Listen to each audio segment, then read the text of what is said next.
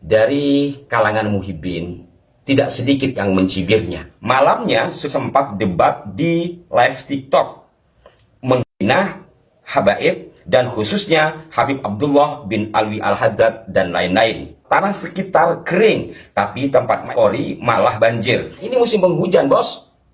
Masa nggak ngerti ilmu bumi sih? Kan ada endapan air. Di musim penghujan seperti ini, Dhul Wafi, coba kamu menggali 1 meter aja. Assalamualaikum warahmatullahi wabarakatuh. Salam jumpa, salam sejahtera untuk Anda semua. Salam persaudaraan dari kami Aras 9 Channel. Apa kabar saudara-saudaraku? Semoga Anda dan kita semua senantiasa dalam lindungan Tuhan Yang Maha Kuasa. Dan tak lupa saya juga mengucapkan terima kasih yang tidak terhingga atas respon positif Anda terhadap konten-konten kami. Juga mohon maaf apabila tidak semua komentar sempat kami berikan tanggapan. Saudara-saudaraku sekalian, sebagaimana yang telah kami informasikan, penyampaian dari Kiai Syarifuddin Tegal tentang berpulangnya ke rahmatullah saudara kita Teuku Oktiva atau yang lebih dikenal dengan nama Teuku Qori bin Abdurrahman. Tentu kami sebagai orang yang pernah kenal, dekat banget tidak ya, terus terang saja kami hanya kenal, turut juga berduka atas hal ini. Maka kami tayangkan pernyataan langsung dari Kiai Syarifuddin Tegal sebagai orang yang pernah sama-sama di Organisasi Perjuangan Wali Songo Indonesia atau PWI yang kemudian ada LS-nya Laskar Sabilillah. Namun di balik itu, saudara-saudaraku sekalian, ternyata dari kalangan muhibbin tidak sedikit yang mencibirnya. Kemudian juga dari kalangan kita yang mungkin tidak mengikuti perjalanan panjang Teuku Qori, hanya melihat sekilas-sekilas setelah Teuku Qori kemudian tampak berbalik arah, kemudian bergabung dengan kelompok habaib. Bahkan beliau tampak ekstrim melakukan serangan ke Kiai Imad, ke Gus Abbas, kemudian ke Kiai Salim. Ini orang-orang beliau semua, padahal sebelumnya mungkin hanya melihat potongan-potongan itu sehingga melihat hal-hal yang negatif atas beliau. Maka itu kami anggap penting untuk menyampaikan berbagai hal. Pertama terkait dengan cibiran bahkan fitnahan terhadap jenazah almarhum. Satu di antaranya kami mendapatkan kiriman dari salah seorang sahabat ya, yang di screenshot dari akun media sosial. Di sini tertulis Abdul Wafi, di mana dia menulis, tadi saya mendapatkan video Teuku Qori, yang benar bukan Tengku ya, Teuku atau Teuku, karena antara Tengku dengan Teuku itu setahu saya berbeda. Tadi saya mendapatkan video Teuku Qori pas hendak dimakamkan. Malamnya sebelum dia wafat masih sempat debat di live TikTok menghina habaib dan khususnya Habib Abdullah bin Alwi Al-Haddad dan lain-lain. Saya kaget ketika mendengar kesaksian orang-orang yang menaruh mayatnya di liang lahat. Padahal tanah sekitar kering, tapi tempat mayat Qori malah banjir. Banyak air hingga mulut mayat kemasukan air, kemudian kaki ditekuk karena ukuran lubang liang lahat nggak pas. Padahal sudah diukur sesuai, seolah kaki memanjang dan wajah si mayat dengan sulit dihadapkan ke tanah, akhirnya dibiarkan terkena air dalam kubur tersebut. Kami pun mendapatkan kiriman video itu ya, walaupun mohon maaf tidak bisa kami tayangkan demi menjaga privasi dari almarhum dan keluarga. Tidak seperti itu. Tidak seperti itu. Artinya ya wajar-wajar saja, mulai penggalian kemudian memasukkan jenazah diadzani sehingga kemudian ditutup atau ditimbun dengan tanah. Tidak ada apa yang disampaikan oleh Abdul Wafi dalam akun medsosnya itu. Nah, kalau berkaitan dengan di atas tanah kering kemudian di bawah ada air, ini musim penghujan, bos. Masa nggak ngerti ilmu bumi sih? Jelaskan ketika musim hujan kan ada endapan air. Di atas bisa saja kering tapi endapan di bawah.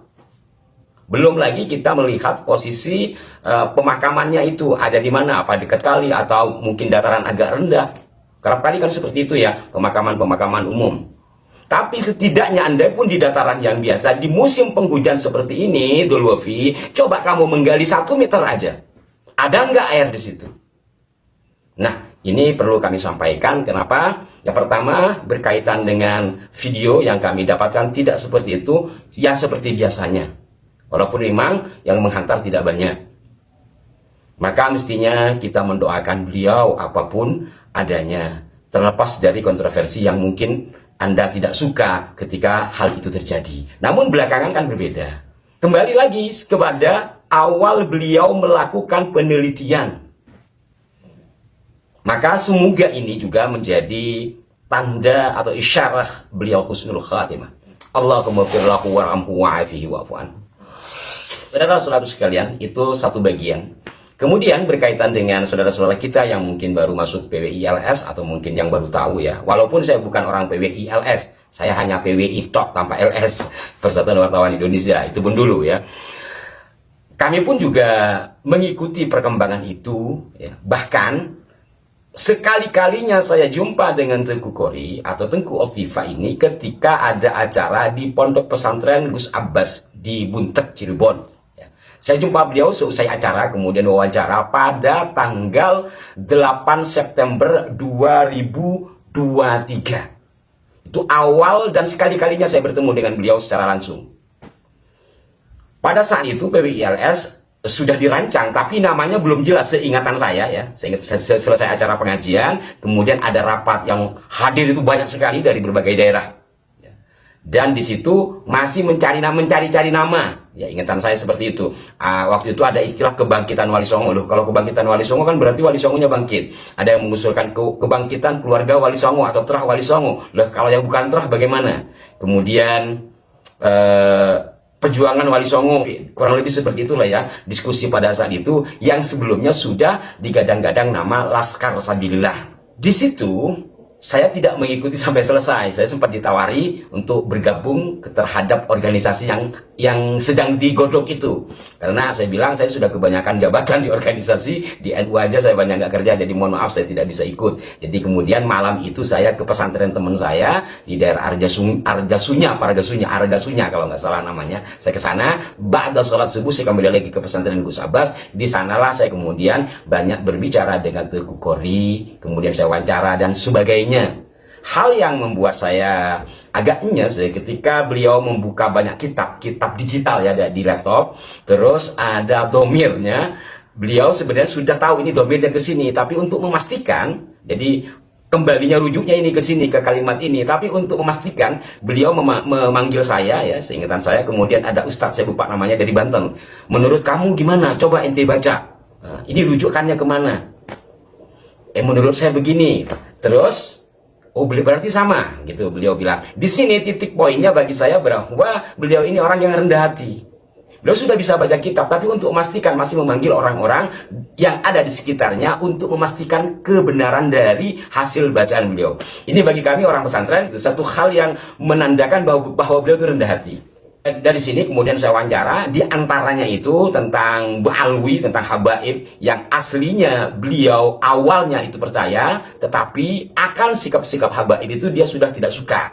Lalu kemudian ketika Kiai Imad membuat kajian, Tengku Kori ini awalnya tidak sejalan dengan Kiai Imad. Lalu beliau melakukan kajian, semakin membuka kajian, ternyata semakin menunjukkan kebenaran Kiai Imad. Kurang lebih seperti itu. Dan hal ini juga disampaikan ketika podcast di Pada Suka TV. Nah, saat kepada Suka TV kebetulan saya sedang ada di luar dan kurang sehat sehingga saya tidak bisa menemui beliau. Di Pada Suka TV beliau katakan apa adanya secara gamblang, menunjukkan menurut hemat saya itu kejujuran beliau gitu ya, bahwa ketika awal-awal seperti yang saya katakan tadi, juga ketika beliau kerepotan untuk membeli kitab karena harus banyak kitab yang dibeli. Nah, ini kan perlu uang. Beliau dibantu oleh Gus Hasan Madura, dan Gus Hasan juga mencari orang yang bisa membantu Tengku Kori ini, dan seterusnya sampai kemudian download kitab-kitab. Nah, singkat cerita, kemudian beliau sangat aktif kan di PWILS. Maka ketika berbicara PWILS, setahu saya Dan dari penyampaian orang-orang lama pada saat itu, termasuk oleh Kiai Syarifuddin, beliau terlibat sejak penggagasan. Di antara saksi yang pernah menyampaikan ke saya itu Kiai Salim, kemudian jemaah beliau itu Ustadz Soleh.